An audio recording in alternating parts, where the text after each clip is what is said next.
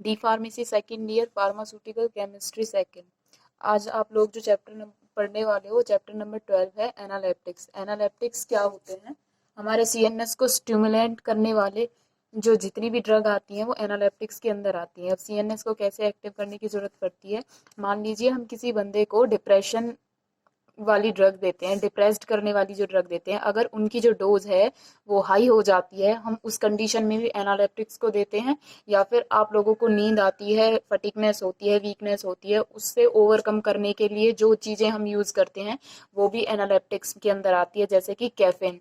मान लीजिए आपको कभी नींद आती है या फिर थकावट होती है, तो आपने देखा होगा ऑफिस में जो लेट नाइट तक काम करने वाले बंदे होते हैं वो टी या फिर कॉफ़ी प्रेफर करते हैं। क्यों करते हैं? क्योंकि इनके अंदर कैफीन होता है और वो कैफीन क्या करता है, हमारे सीएनएस पे काम करता है, और सीएनएस पे काम करने के बाद क्या करता है, हमारी जो अवेकफुलनेस दिखाता है कि हमारी जो सीएनएस की एक्टिविटी है उसे सुस्ती से सफुर्ती में ले आता है हमारे शरीर को। एनालिप्टिक्स ऐसी ड्रग होती हैं जो हमारे सीएनएस मतलब हमारे माइंड पे वर्क करेंगी और उसकी एक्टिविटी को बढ़ा देंगी। मान लो अगर हम सोए सोए हैं, हमारे अंदर आलस भरा हुआ है, तो उससे ओवरकम करवाएंगी हमें। इसलिए हम ऐसी ड्रग्स को क्या बोलते हैं? सीएनएस स्टिमुलेंट बोलते हैं, और या फिर एनालिप्टिक्स हम इन्हें बोल सकते हैं। और ये कैसी होती हैं? ये ऐसे एजेंट होते हैं, वो कैसे काम करते हैं? नेक्रोसिस होता है हमारा एक टर्म। नेक्रोसिस को क्या बोलते हैं? Tissue damage. Cell plus cell मिलके क्या बना देती हैं? टिश्यू बना देती हैं। तो जो टिश्यू की डैमेज है उसको कम कर देता है, और जैसे ही उसको कम करेगा तो हमारी जो एक्टिव रहने की क्षमता है, हम जो एकदम से फुर्तीले रहते हैं, उस टाइम को बढ़ा देता है ये। जो कि किसकी वजह से होता है? मान लो डिप्रेसेंट ड्रग हम किसी बंदे को दे देते हैं और उसकी डोज एक्सेस हो जाती है, मतलब ज्यादा हो जाती है, तो उससे क्या रहेगा कि उस बंदे के अंदर नेक्रोसिस ज्यादा होने लगेगी, और जितनी ज्यादा नेक्रोसिस होगी वो बंदा उतना ही ज्यादा डिप्रेस्ड होता चला जाएगा, और भी ज्यादा आलस में बिल्कुल सुन्न पड़ता चला जाएगा। उसे ज्यादातर चीजों का कुछ भी फील नहीं होगा, उसे अपने एनवायरमेंट का कुछ फील नहीं होगा। इसलिए हम क्या करते हैं? एनालिप्टिक्स देते हैं। एनालिप्टिक्स क्या करेंगे? नेक्रोसिस को कम कर देते हैं, मतलब हमारे जो टिश्यू डैमेज होते जा रहे हैं उस चीज को कम करेंगे। कम करने के बाद जैसे ही हमारे सीएनएस पे वर्क होगा, और हमारे जो सुफुर्ती से रहने वाला जो टाइम है उसको बढ़ा देता है, और हम और भी ज्यादा एक्टिव होने लगते हैं। और एक्टिव होने के लिए ही हम एनालिप्टिक्स का यूज करते हैं। सेकंड पॉइंट इसका क्या आता है? कुछ एनालिप्टिक्स ऐसे होते हैं जो हमारे रेस्पिरेटरी सेंटर पे काम करते हैं। मैंने जैसे कि आपको लास्ट वीडियो में बताया था कि हमारे जो एनेस्थेशिया होते हैं वो किस लिए यूज किए जाते हैं। जैसे हमारी माइनर सर्जरी और मेजर सर्जरी होती है। मान लीजिए किसी दौरान, मेजर सर्जरी के दौरान जनरल एनेस्थेसिया दिया किसी को, और वो उसकी डोज ज्यादा हो जाती है या फिर कुछ भी ऊपर नीचे बात हो जाती है, तो हमारा जो रेस्पिरेटरी ट्रैक्ट होता है वो डिप्रेस्ड हो जाता है। अब रेस्पिरेटरी ट्रैक्ट को या फिर रेस्पिरेटरी सेंटर को क्या कर देता है? ये एनालिप्टिक्स स्टिमुलेट कर देता है, मतलब उसे एक्टिव कर देता है वापसी। अब कैसे करेगा एक्टिव? जो हमारा सांस लेने का रेट है, मान लीजिए 1 मिनट में कोई बंदा 30 से 35 बार सांस ले रहा है, तो उस रेट को बढ़ा देगा, उसे 40 से 45 तक कर देगा। या फिर मान लीजिए उसका जो डेप्थ है, हम जो सांस ले रहे हैं उसकी गहराई जो है उस चीज को बढ़ा देगा। इस तरीके से काम करता है वो हमारे रेस्पिरेटरी सिस्टम पे, और रेस्पिरेटरी सेंटर को एक्टिव कर देता है, स्टिमुलेट कर देता है। स्टिमुलेट का मतलब एक्टिव करना ही होता है। कौन से केस में? जब हमारा जो रेस्पिरेटरी है वो डिस्ट्रेस हो जाता है। वो कब होता है? जब हम उसे किसी बंदे को एनेस्थेसिया देते हैं। अब इसका जो तीसरा पॉइंट निकल के आता है कि क्या आता है, जो हमारे एनालिप्टिक्स होते हैं। एनालिप्टिक्स क्या कर रहे हैं कि हमें सोई हुई अवस्था से, सुस्त अवस्था से किस में लेके आ रहे हैं? फुर्तीले जोशीली अवस्था में लेके आ रहे हैं। तो हमारा इसका एनालिप्टिक्स का काम क्या रहेगा कि अगर इसकी डोज ज्यादा हो जाती है तो ये क्या कॉज कर देता है? कन्वर्जन। कन्वर्जन का मतलब होता है दौरे आना। दौरे कैसे आते हैं? हमारी जो मसल्स हैं वो कॉन्ट्रैक्ट कर जाती हैं, और जैसे ही वो कॉन्ट्रैक्ट करेंगी हमें कन्वर्जन्स आने स्टार्ट हो जाएंगे। कन्वर्जन्स क्या होते हैं? हमारे दौरे आने। इसकी क्लासिफिकेशन कैसे दिखाई गई है? एनालिप्टिक्स हम पहली बात तो यही ध्यान में रखिए कि किस लिए यूज कर रहे हैं। जब हम कभी सुस्त अवस्था में हों और हमें अपनी एक्टिव फॉर्म चाहिए होती है, मान लीजिए हम सोए हुए हैं, आलस भरा हुआ है हमारे अंदर, और हम बिल्कुल अवेकफुलनेस पोजीशन में आना चाहते हैं, तो हम एनालेप्टिक्स का यूज करते हैं। एनालेप्टिक्स हैं वो दो तरीके से बांटे गए हैं। पहला है नेचुरल कंपाउंड, दूसरा है सिंथेटिक कंपाउंड। नेचुरल कंपाउंड क्या है? जैसे कि प्योरीन। प्योरीन हमें मिलता कहाँ से है? प्यूरिन मिलता है हमें प्लांट से, और ये क्या है? एक नेचुरल प्रोडक्ट होता है। एग्जाम्पल के लिए जैसे कि uric acid, coffee, T, nucleic acid और एंजाइम्स। एंजाइम को हम क्या बोलते हैं? बायोकैटालिस्ट भी बोलते हैं, क्योंकि ये एक सीजर की तरह काम करते हैं, काटने का काम करते हैं। सेकेंड पॉइंट है कि 2,6 ऑक्सीजनेटेड प्यूरिन होता है या फिर जेंथीन डेरिवेटिव होता है। डेरिवेटिव का मतलब होता है उसी की एक फॉर्म या फिर उसी में कोई ना कोई चेंजमेंट करके, मान लीजिए जेंथीन है, इसमें कोई ना कोई चेंजमेंट करके हम एक नया प्रोडक्ट ले आए, उस चीज को हम डेरिवेटिव बोलते हैं। उसी से मॉडिफाई करना, उसी में कुछ ना कुछ चेंजमेंट करके एक नई चीज निकाल देना। हमारे जो जेंथीन डेरिवेटिव होते हैं वो 3 होते हैं, कैफिन, थियोब्रोमीन और थियोफाइलिन। अब इसमें से जो आप लोगों को सिलेबस में आप लोगों के में जो दिया गया है वो कैफिन और थियोफाइलिन है। ये चीज इनको आपको डिटेल में पढ़ना है। बीच वाला जो है थियोब्रोमीन, इसको आपको डिटेल में नहीं पढ़ना। मैंने जैसे कि आपको बताया, जो ऑफिस में काम करने वाले बंदे होते हैं वो लेट नाइट तक काम करते हैं, तो वो क्या लेते हैं? या तो टी लेंगे या फिर कॉफी लेंगे, और वो रात के 12-12, 2-2 बजे तक अपना काम करते रहते हैं। ऑफिस में काम करने वाले जो बंदे होते हैं वो कॉफी या फिर टी क्यों प्रेफर करते हैं? क्योंकि इसके अंदर होता है हमारा कैफिन, और कैफिन क्या करता है? हमारे सीएनएस पे काम करेगा, और सीएनएस पे जैसे ही काम करेगा तो हम सुस्त वाली जो हमारी अवस्था रहेगी, हम जैसे लटे थके रहते हैं, उससे हम एकदम एक्टिव फॉर्म में आ जाते हैं अपनी में, और फिर से फोकस के साथ अपने काम को करने लग जाते हैं। अब जो जेंथीन डेरिवेटिव है उसके अंदर हमारे ये 3 कंपाउंड आते हैं, जिसमें से आप लोगों की सिलेबस में 2 ही कंपाउंड है जो जिनकी आपको डिटेल स्टडी करनी है, कैफिन और थियोफाइलिन। अब ये क्या, नेक्स्ट पॉइंट क्या आता है कि ये क्या करते हैं? ये हमारे सीएनएस पे काम करेंगे, और क्या करते हैं? स्टिमुलेटिंग एक्शन रहता है इनका, एक्टिव करने का एक्शन रहता है। ये जो स्टिमुलेटिंग एक्शन रहेगा वो किस चीज में हेल्प करेगा? आपकी फटीकनेस का मतलब होता है थकावट, और आपकी स्लीपनेस, आपको नींद नहीं आने देगा। और जिस आपको नींद नहीं आने देगा तो मेंटल अलर्टनेस होगी, जिससे कि एक फोकस के साथ आप अपना काम कर सकोगे। अब इसका नेक्स्ट जो पॉइंट आता है वो होता है कि जेंथीन डेरिवेटिव के जो ये 3 एग्जाम्पल हैं, इनमें से कैफीन सबसे ज्यादा पोटेंट होता है। पोटेंट का मतलब होता है कि सबसे अच्छा काम करने वाला, जिसका जो रिजल्ट है वो एकदम। नेचुरल कंपाउंड के अंदर आप जो पहला एग्जाम्पल पढ़ोगे वो है कैफीन। कैफीन मार्केट में किस नाम से मिलता है? ये कैफीन मिलता है कैफीन कैस्केड के नाम से मार्केट में मिलेगा। इसकी जो केमिकल स्ट्रक्चर है वो कुछ इस तरीके से है। इसकी जो प्रॉपर्टीज है, दिखने में कैसा है, ऑर्डर कैसा होता है, तो कैफीन हमारा व्हाइट कलर का क्रिस्टलीन पाउडर रहेगा, सफेद और दानेदार पाउडर रहेगा, जिसका जो टेस्ट है वो थोड़ा कड़वा रहेगा। दूसरा, जब हम उसे हीट करेंगे तो वो थोड़ा सा उच्च स्तर पर पहुंच जाएगा। सब्लिमाइज का होता है उच्च स्तर पर पहुंचना। तीसरा पॉइंट हमारा ये निकलेगा कि ये पानी में थोड़ा बहुत घुलेगा, पर बहुत ज्यादा घुलेगा तो वो अगर हम खौलते हुए पानी में, गर्म पानी में उसे डालेंगे तो वो उसमें और भी ज्यादा अच्छे से घुलेगा। अगर हम कैफीन को सोडियम बेंजोएट के साथ कंबाइन करेंगे तो ये कैफीन फॉर्म वाटर बना देगा।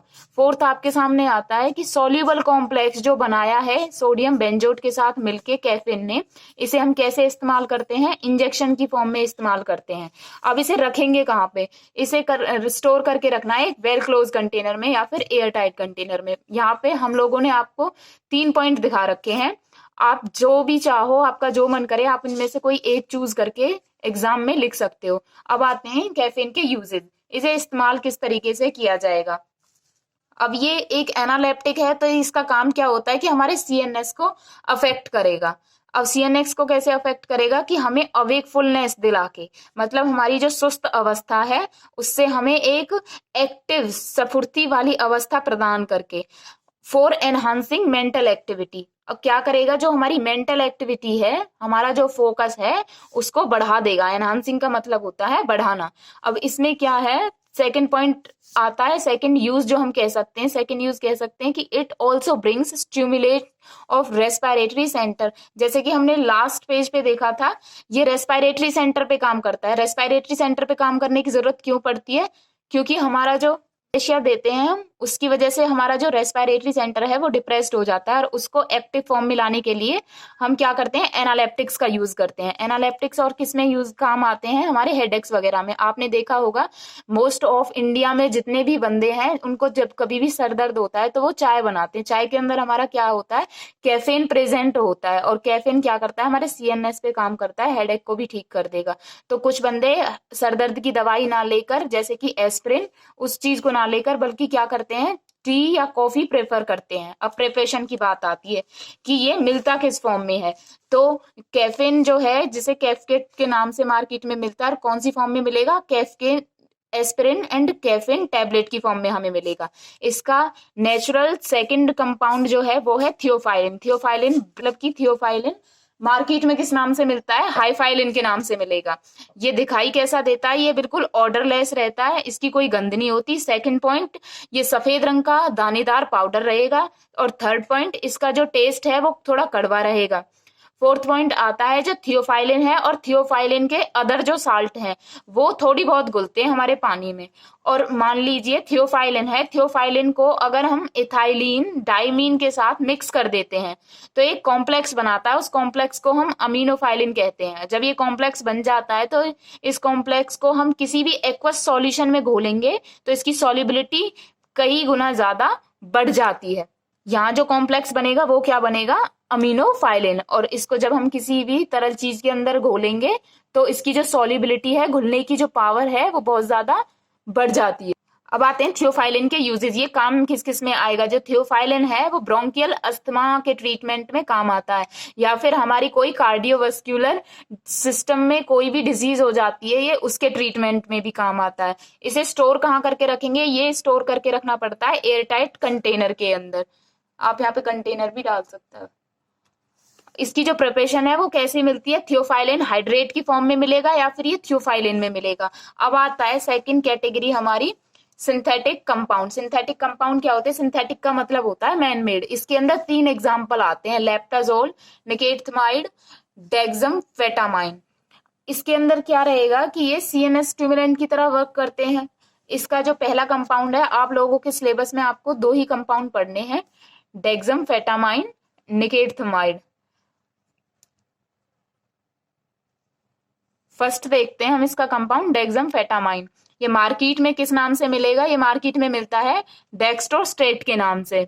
इसकी प्रॉपर्टीज क्या है, डेक्सामेफेटामाइन फॉस्फेट कैसा दिखाई देता है, व्हाइट कलर का दानेदार पाउडर रहेगा। सेकंड इसकी जो प्रॉपर्टी है वो ये कि ये इसकी कोई भी गंध नहीं रहेगी, ये ऑर्डरलेस रहेगा। थर्ड है कि इसका जो टेस्ट है वो कड़वा रहेगा।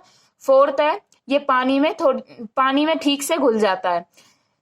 यूजेस आते हैं, डेक्सामेफेटामाइन को यूज कैसे करेंगे हम, तो डेक्सामेफेटामाइन एक पावरफुल स्टिमुलेट एक्टिविटी देता है, मतलब कि बहुत अच्छे तरीके से हमारी बॉडी को एक्टिव फॉर्म में लेके आएगा। सेकंड इसका यूज है वो है कि ये हमारी मेंटल एक्टिविटी को इंक्रीज कर देगा। मेंटल एक्टिविटी इंक्रीज होगी तो हमारे काम के प्रति फोकस है वो बढ़ जाएगा, जिससे कि हमारे अंदर कैसी फील आएगी, एक वेलबींग की फील आएगी। इसे स्टोर कहाँ पे करके रखना पड़ेगा, ये it should be store in a well close container. 80 means air tight container. इसकी जो प्रिपरेशन है ये मार्केट में किस फॉर्म से मिलेगा, ये मिलेगा डेक्सामेफेटामाइन टैबलेट की फॉर्म में। आपका जो सेकंड इसका कंपाउंड आता है वो आता है निकेथमाइड। इसको ब्रांड नेम क्या है इसका, मतलब ये मार्केट में किस नाम से मिलेगा, ये मार्केट में कोरामाइन नाम से मिलेगा। इसकी जो प्रॉपर्टीज हैं, ये कलरलेस रहेगा और या फिर slightly yellow oily liquid form में। आपको एक चीज इसके अंदर देखनी है, इससे पहले जितने भी कंपाउंड आए थे वो सभी क्रिस्टलीन पाउडर फॉर्म में मिल रहे थे, लेकिन ये सिंगल ऐसा कंपाउंड है जो ऑयली लिक्विड फॉर्म में मिलेगा।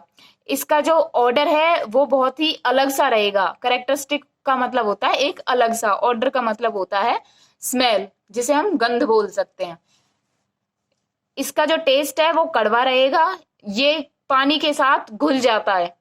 और फिफ्थ जो इसका हम सॉल्यूशन बनाएंगे, वो सॉल्यूशन किसके द्वारा स्टेरिलाइज किया जाएगा, या तो फिल्ट्रेशन के द्वारा या ऑटोक्लेविंग के द्वारा। फिल्ट्रेशन का मतलब वो है कि नॉर्मली जैसे हम छानते हैं, फिल्टर पेपर से छान देंगे उस चीज को।